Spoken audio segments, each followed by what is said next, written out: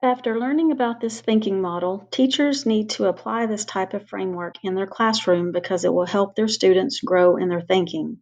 Students will be able to move away from their current mindsets and learn to eliminate biases.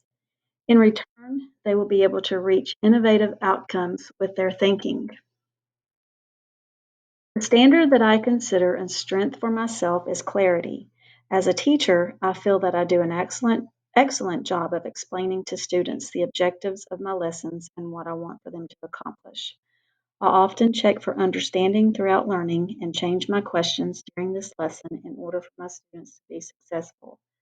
When teaching the writing process to my students, I often use clarity when conferencing with my students during the writing process.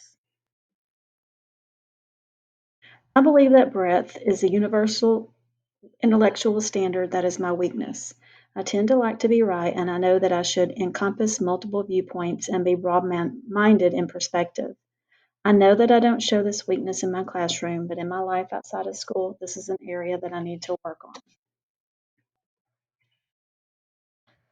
By using the Paul Elder model of critical thinking in our jobs as teachers, we will help our students use their minds more effectively. First of all, if we start using intellectual standards when planning our lessons, we will create activities that will move towards applying the elements of reasoning. I want to start incorporating more activities such as Socratic seminars, fishbowl, gallery walks, etc., because these types of activities are a useful tool for promoting discussion that encourages students to think and engage in depth discourse with one another. Secondly, I want to help my students more with the intellectual trait of perseverance. As an ELA teacher, I find that students like this trait with reading, especially the lower readers. Students who are poor readers put forth less effort with their reading. I want to create an environment where students find joy in reading.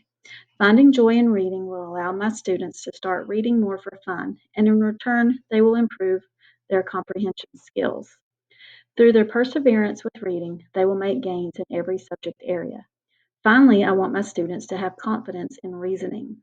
I would like to start using silence to allow everyone time to think through the question before the conversation begins. I tend to rush during this process, and this is not allowing my students to grow in their critical thinking skills.